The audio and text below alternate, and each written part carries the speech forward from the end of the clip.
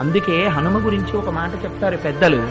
ఆయనకి నమస్కారం చేసిన వాడికి బుద్ధి, యశస్సు, బలం, ధైర్యం, వాక్పటుత్వం, ఆరోగ్యం, అజాడ్యం ఇవన్నీ కూడా ఏకకాలమునందు సంభవిస్తాయి.